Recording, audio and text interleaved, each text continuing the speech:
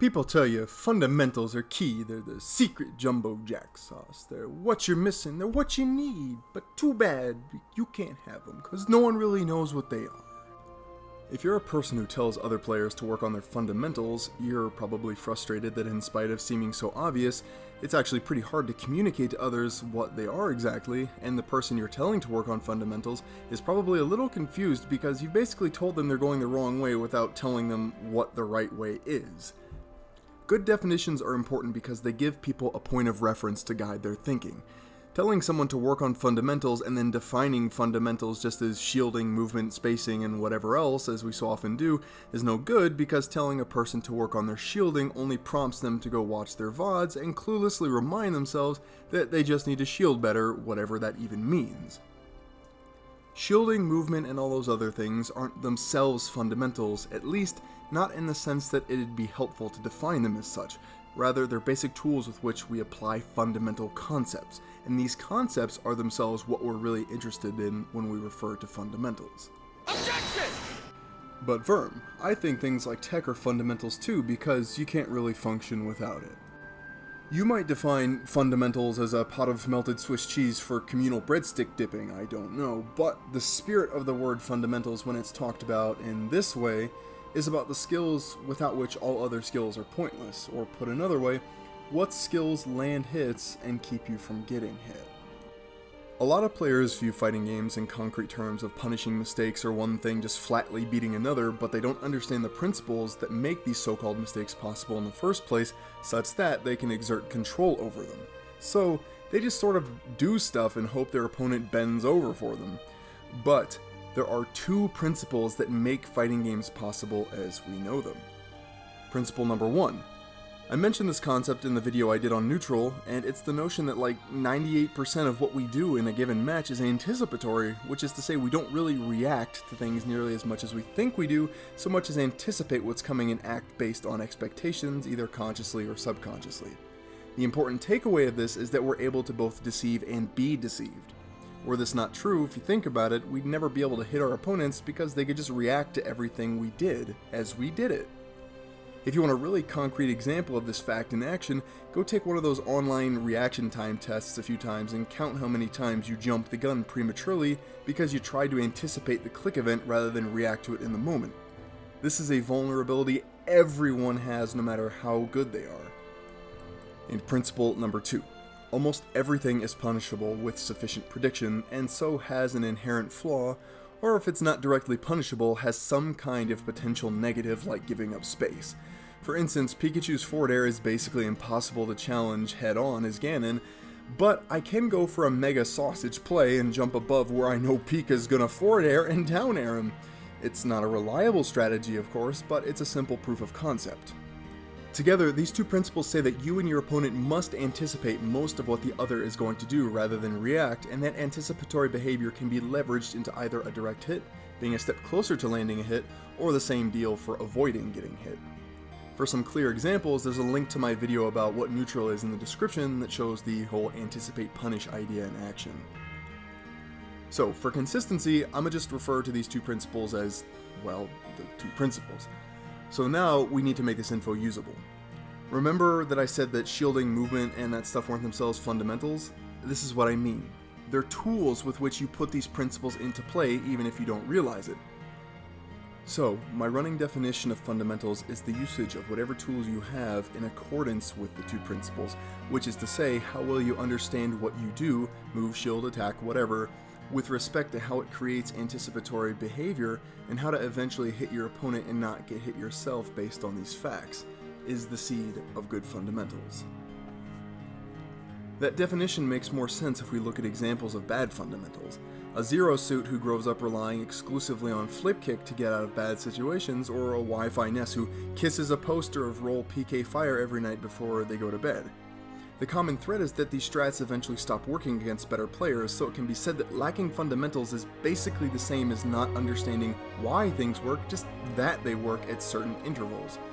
So, the first step in the 1,000-mile journey is understanding why something works against an opponent who doesn't really make mistakes you can reliably predict or react to, and we already have the answer to that question, which is that if something works, it's because the two principles are at work. Your opponent anticipated something, did something based on that anticipation, and either got hit or lost ground due to some innate, unavoidable vulnerability, be it as big as throwing out an unsafe move or as small as just moving backwards and giving up a little bit of space.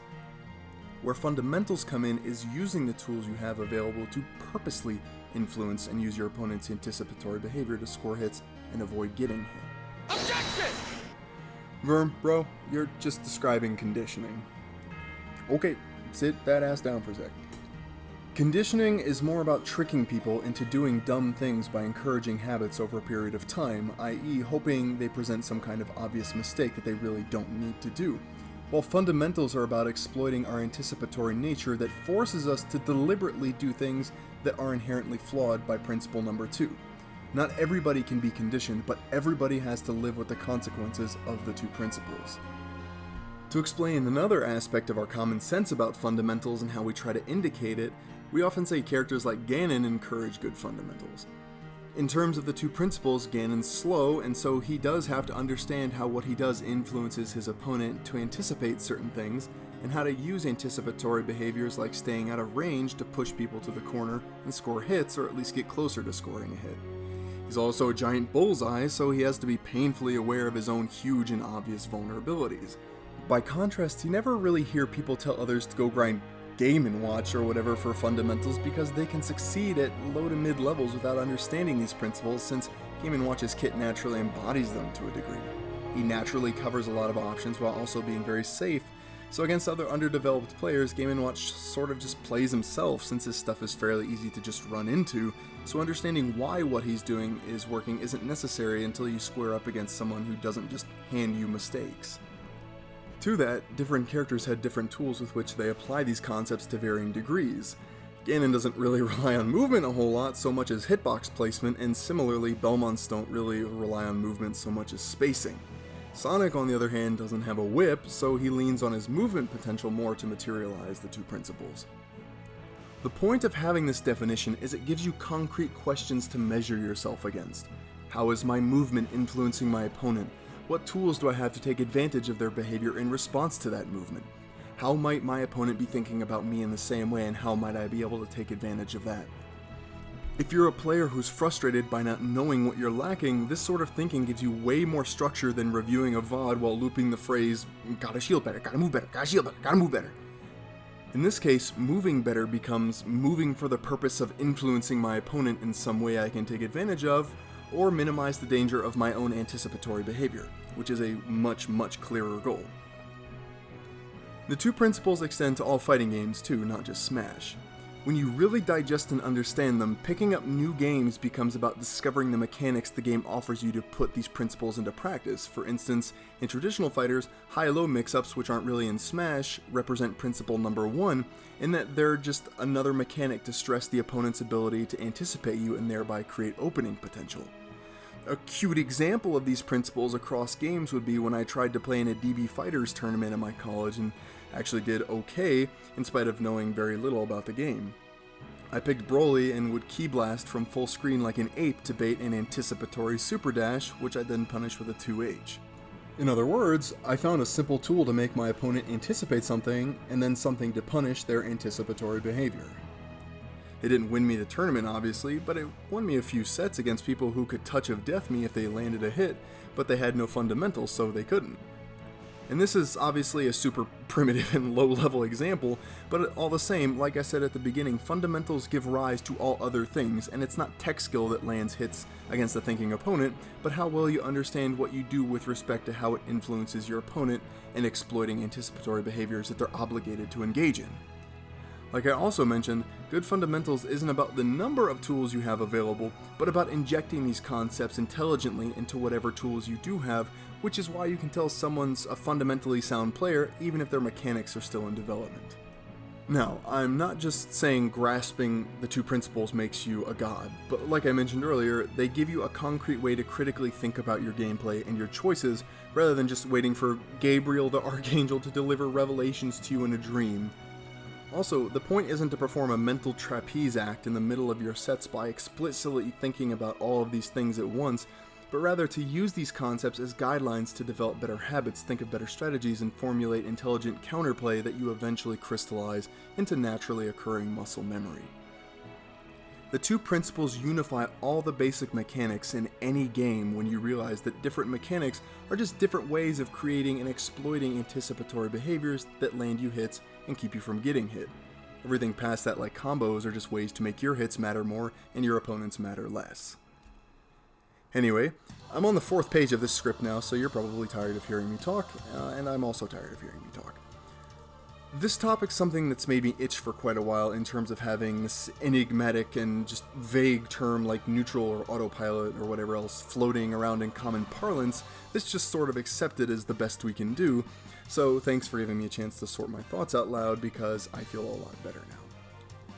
Also, before I go, like I pointed out last video, if you guys feel like supporting me and the channel, there's a link in the description to the game music I've written recently, and it'd make me very happy if you'd listen to some of it. If you like it, you can pay what you want for it, even if that's nothing. Either way, I'd be happy. Next video will be the definition of metagame, another ubiquitous term that doesn't really, as far as I know, have a great definition that people are satisfied with.